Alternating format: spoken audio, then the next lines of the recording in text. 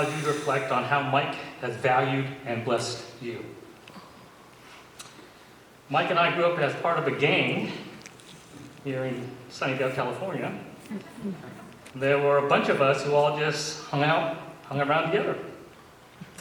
Greg Dykema, Bill Canham, Kevin Hanel, Terry Jubal, Terry Powell, John Hoskins, the list goes on.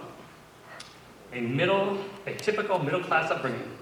Riding bikes everywhere, playing baseball in the street, collecting baseball cards, playing all-star baseball, football on the front lawn of Patrick Henry, Slurpees at 7-Eleven, slumber parties with strip poker, and it's all boys. Explain that one to me. It happened though. Birthday parties, bowling at Futurama, M80s on the 4th of July, dirt clod fights in the orchard, Laurelwood Elementary School, toilet paper in friends' houses, egg fights, cigars in the underground fort. I could go on, and I know many of you are remembering many of the things that I forgot. And that was just elementary school. Mike had a glorious childhood surrounded by great friends and wonderful opportunities.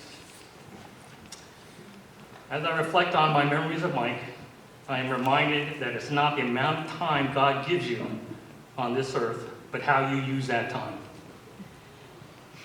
Mike spent most of his time valuing and caring for others.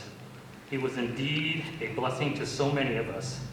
God truly used him in the service of others. I'm just going to close with a few personal, nothing special stories that I treasure because it was just good time spent sharing life together with Mike. And that's the best part, just being and valuing. Mike was a part of the Chin family. He was at our house all the time. My mom joked that he was her white son, and she adored him. He really was a part of our family's lore. One of the most famous stories, I think it was Christmas one year when my whole extended family was down. And Mike says, hey, let's go for a ride in my convertible. And we brought my cousin Wayne, who's about the same age, with us. And so I thought I'd be cool, and I sat up top of the back seat, right, convertible down, sat on the back seat thinking I'm really cool, right? And so Mike guns it, and I go flying backwards, and I fall back onto the truck. And I managed to claw my way back up into the back seat, and we cruise around, and we get home, and remember, 20 people in the living room. Wayne goes running in and says, Mike almost killed Rick. Mike almost killed Rick. Didn't go over big.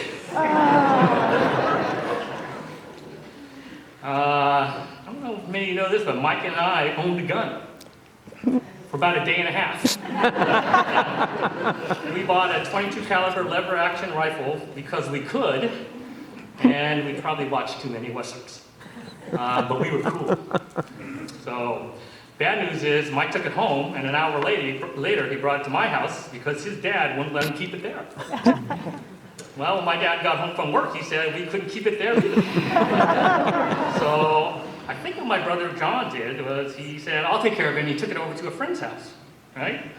A day and a half, you know? End of story? No.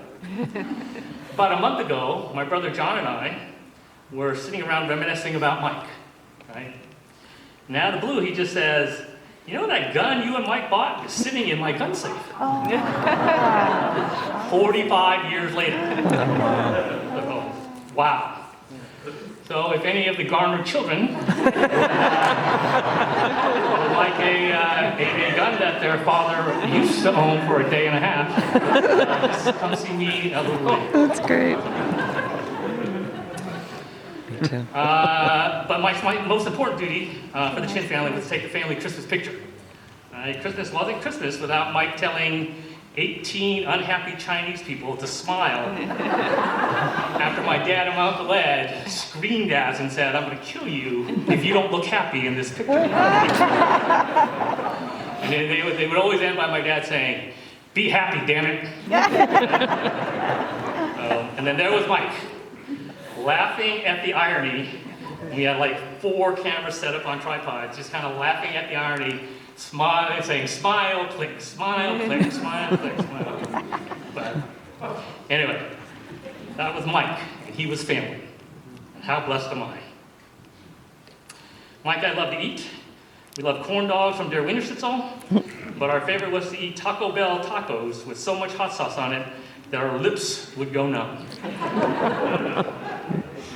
We thought that was living.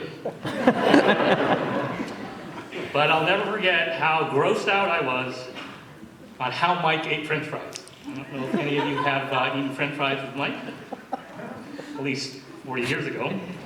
We would go to sit in Caro's, and he would order a side of French fries, and then he'd get a plate, and he'd start squeezing ketchup and mustard and A1 sauce until it mounted up on this plate. And then he'd take his French fries, and he'd just stir them up in there, and then eat them with a fork. A way to ruin a French fry. Anyway, sorry, I'm going long. Some quick hits. Mike and I, we lost a driveway car that we were delivering to New York City and Reno. We had to eat at the buffet, so we parked, but we put the driveway car. We didn't know what it was or anything like that, and so we parked it, and we couldn't find it after we got done eating. So we did find it, but anyway. Let's see, he let my face get soaking wet in the rain. When I was passed out with my head out the window, when I was moving to Seattle, I cried for a day. And so he did the first leg, and so I was in the passenger side seat with my head hanging out the window. It was a beautiful day, and all of a sudden it starts raining, and I'm not waking up, and I'm getting soaking wet. He just sits in the driver's seat. So it doesn't wake me up or anything, and then finally I go, yeah, I'm soaked. Anyway, and all he did was laugh. I was his best man. He married me. Mike and I shared life's highs and lows, and what life it was. I cannot think about my life without Mike sharing in it. I don't know if this story is true or not, but I'm taking it to my grave. But Mike and Caroline have a son named Eric. Mike joked that he named it after one of his friends.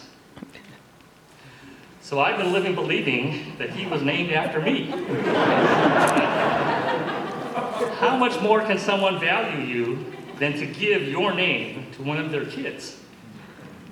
And even if it's not true, thank you, Mike and Eric, for letting me believe it to be so. Who valued a friendship enough to insert it into the family tree? Mike did, and how blessed am I to have Mike in my heart. Biggest thing that Mike and I share is our faith. We're bound together as brothers in Christ for eternity. Young life was how God saved our souls and created a bond that cannot be broken. I certainly don't have all the answers, but I do know that Mike, through Christ, loved, valued, and cared for me and all of you out there. That's why you're here. I know I will see him again. How blessed are we?